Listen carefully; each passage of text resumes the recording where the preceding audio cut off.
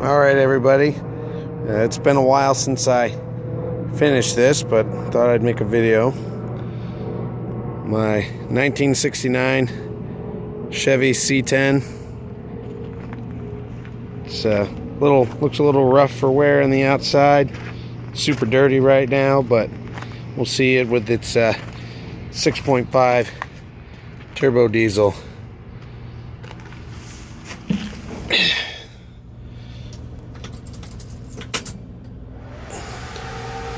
Electric fans kicking on.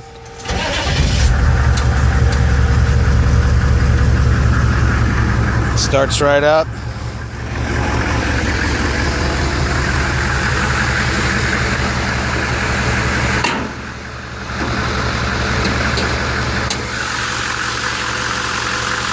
There she is.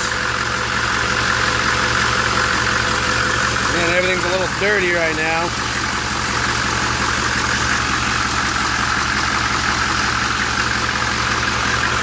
Runs like a champ.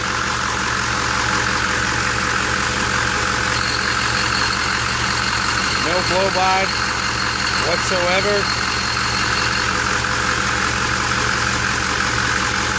Real good, fresh rebuild.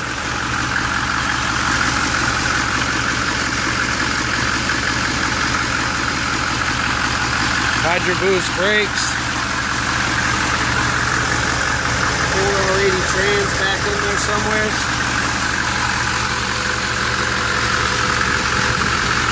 Electric fans, 2 of them. AC. Oil cooler.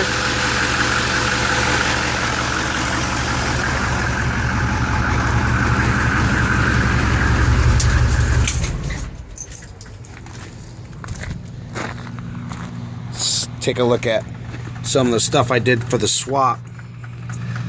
Had to make my own motor mounts. It was fairly easy. With the manifolds from the box truck that I got this engine out of, it didn't quite clear on the frame rail. On the passenger side. The studs, see right there.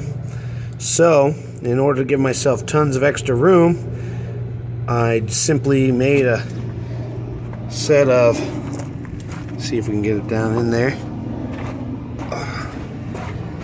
set of stainless steel motor mounts,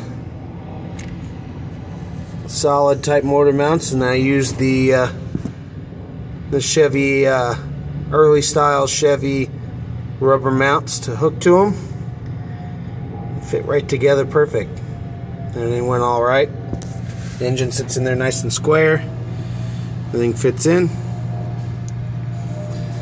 If you had the one of the van manifolds, it'd probably fit in a lot easier. Probably wouldn't have any clearance problems whatsoever on these trucks.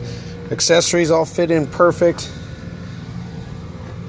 Factory power steering pump off of it.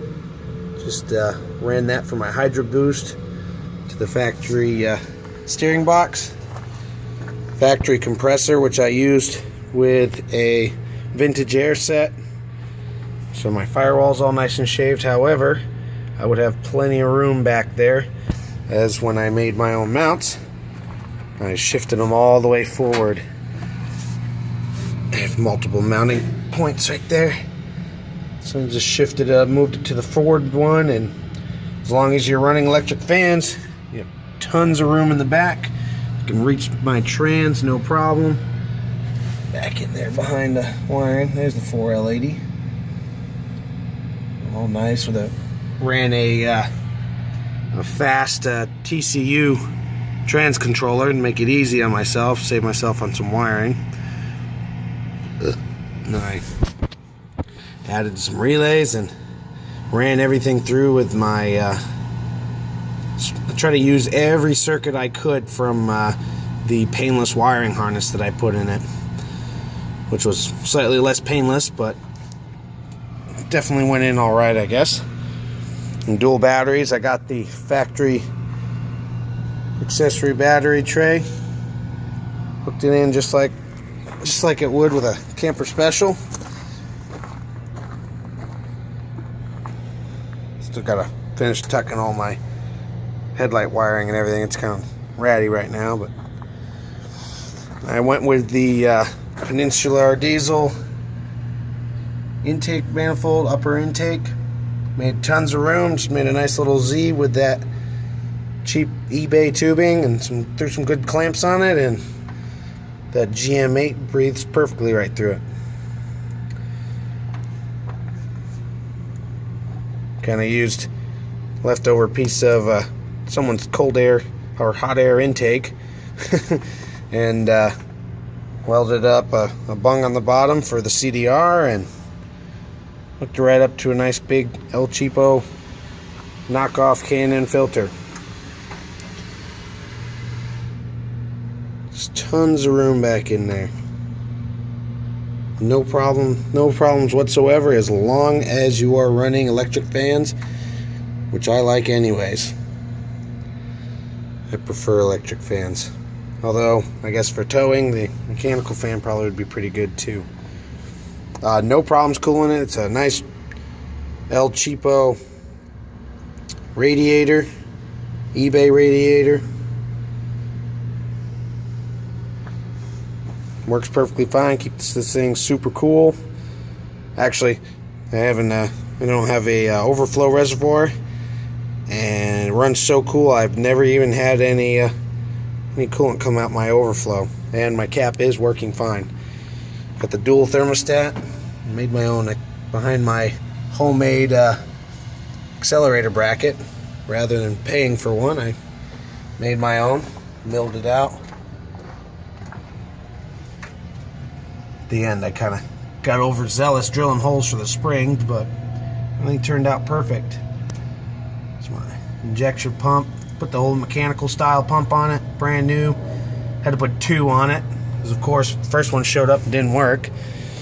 Well, it worked just long enough to get me down the road and get me stuck with a bad injector pump. Oh, let's see here. Factory glow plug controller back there. No friggin' janky added in crap like everyone likes to throw in. Fuel management. Everything's back in there. Runs like a dream. I run it off of used engine oil and waste vegetable oil from the potato chip plant I work at.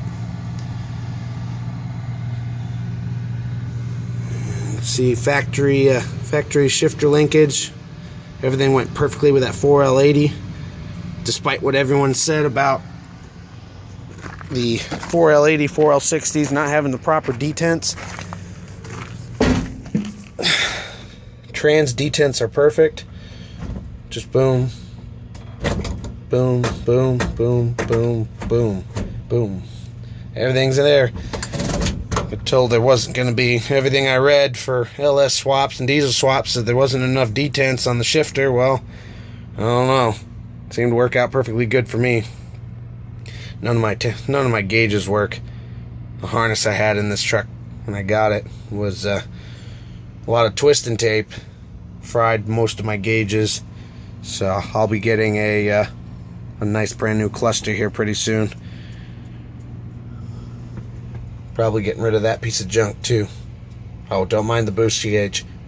Haven't gotten around to doing an EGT boost gauge shit on the dash, so I just hooked that up just so while I was going on a long trip, making sure that my turbo stayed running good. I've actually made 400 plus mile trips at about 90 miles an hour with this thing. Don't tell the cops I said that. But a lot of open highways, desert highways out here in Arizona, so it's pretty much just cruise the whole way. Give you a shot of the transmission. That's kind of not a good shot. Oh, there we go. There's the pan. Everything's under there. Factory crossover. Just ordered a mandrel bent crossover. 3-inch down pipe that I TIG welded up myself. all stainless steel, big MBRP stainless steel muffler going out the back. It's my 12-volt back there.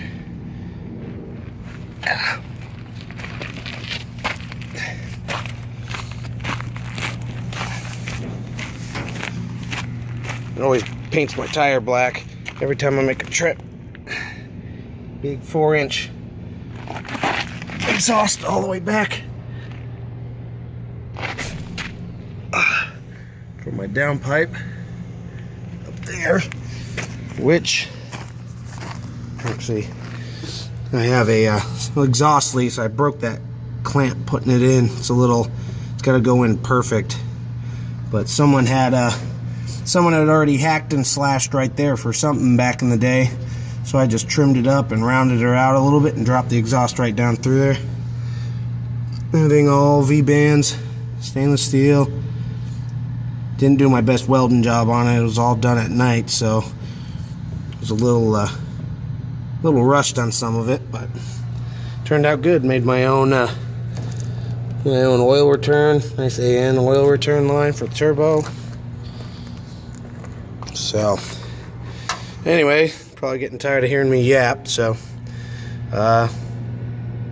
definitely had fun doing this swap, and I know a lot of guys are always asking about these things and whether or not they can swap them into these trucks. And I can say for a one-man job, it's a little bit of work, but it took me about 6 months doing everything myself once I got the engine built for the swap. And that's while being a full-time student and a full-time technician at that potato chip plant I work at. So, alrighty. That's all she wrote, boys.